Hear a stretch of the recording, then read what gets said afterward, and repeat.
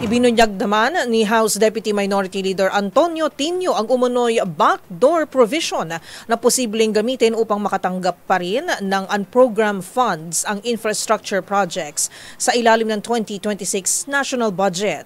At lahat ng yan ay nasa kamay umano ni Pangulong Ferdinand Marcos Jr. Kung paano ito mangyayari, tinutukan yan ni Milky Rigunan. Mayroon umanong special provision sa 2026 General Appropriations Bill na pwedeng magamit na backdoor ang Unprogrammed Appropriations o UA sa mga infrastructure project. Ang kay House Deputy Minority Leader Antonio Tinio ng ACT Teachers Party List, may probisyon na nagbibigay ng kapangyarihan sa Department of Budget and Management para lagyan ito ng pondo. Paliwanag ni Tinio ang UA sa ilalim ng 2026 National Expenditure Program ay may kabuang halaga na 280 billion pesos. Sa halagang ito, 80 billion pesos ang nasa ilalim ng Strengthening Assistance for Government Infrastructure Program o SAGIP.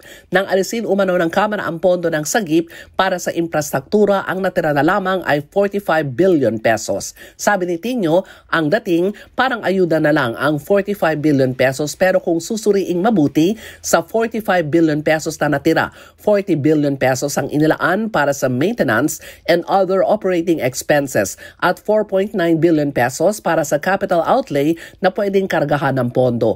Kung gusto umano nitong kargahan ang unprogrammed appropriations, ang presidente ang may say dito dahil ayon sa batas, basta lump sum appropriations, Pangulo ang nag-aaproba. Dagdag pa ni Tinio, noong 2023 at 2024 ay 3,700 infrastructure project na nagkakalaga ng 214.4 billion pesos ang napondohan gamit ang unprogrammed appropriations.